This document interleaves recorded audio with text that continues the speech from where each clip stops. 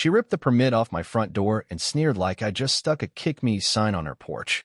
"No unauthorized animals in HOA territory," she barked, tossing the laminated tag into the wind like it was trash. My hands trembled not out of fear, but fury. That laminated sheet was more than a permit. It was my dog's freedom and my lifeline. So yeah, I called in Canine Air Support, and 5 hours later, her rooftop was buzzing like a hornet's nest in a hurricane. Let me back up before things got airborne. When I moved into Cedar Grove last spring, I thought I'd finally found peace. A quiet cul-de-sac, neatly trimmed lawns, cheerful mailboxes. It was supposed to become a clean slate for me and my service dog, Ranger. He's a 90-pound golden shepherd, trained to detect panic attacks before they start. I'm a veteran, medically discharged, and Ranger's been my rock since rehab. He's not just a dog. He's my second set of lungs when the world squeezes tight.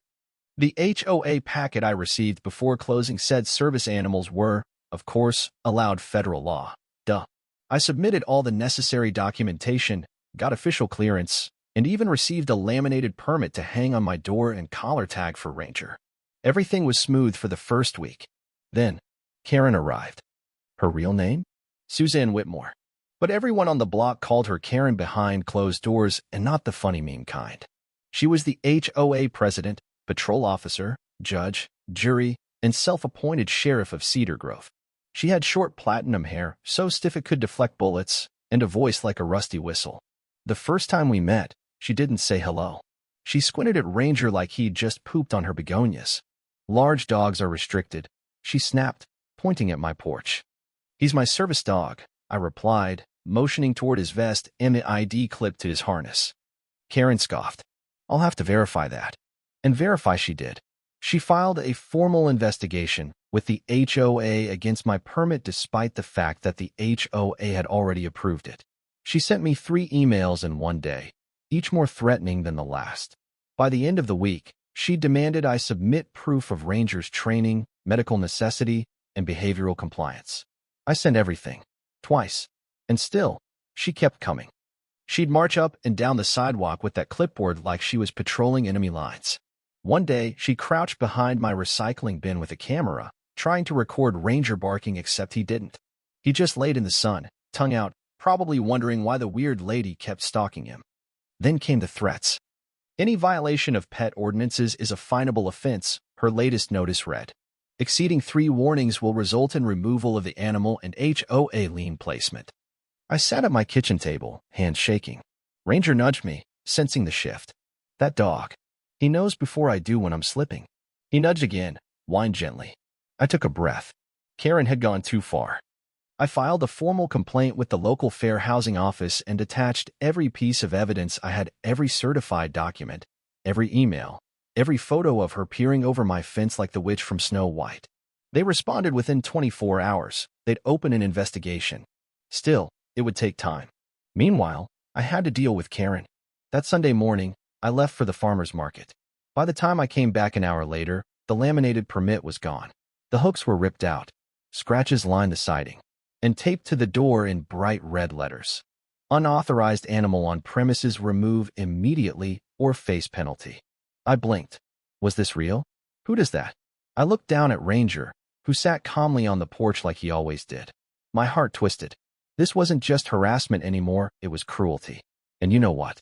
That was it. Karen had crossed the line. I grabbed my phone, opened my contact list, and scrolled until I found Sergeant Mike K9 Unit.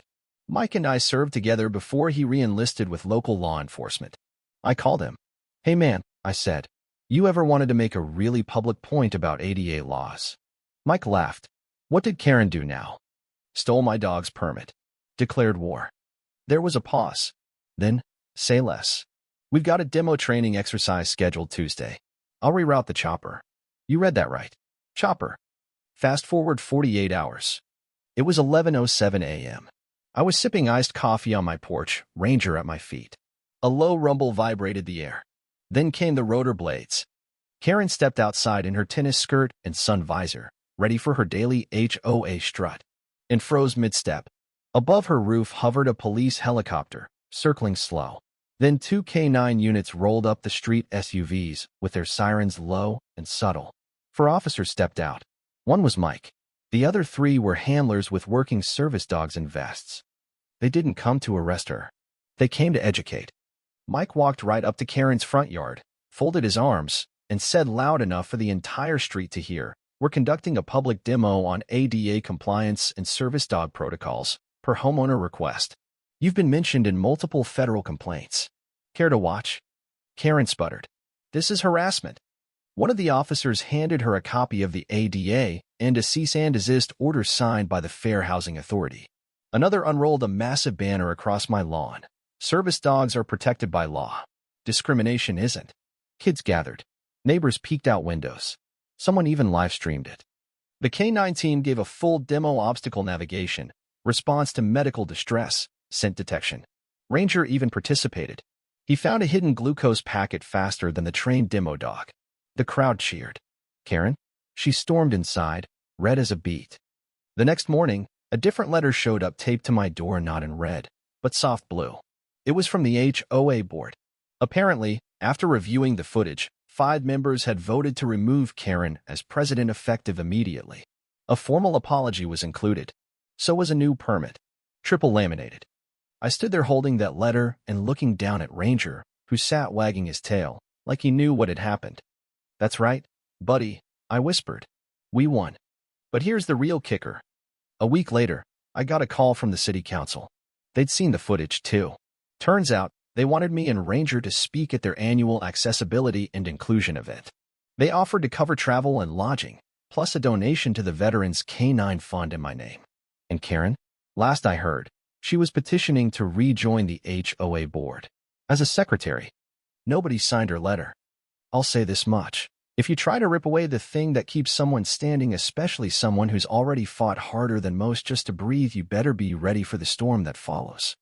And sometimes, that storm shows up with a tail-wagging hero and a helicopter.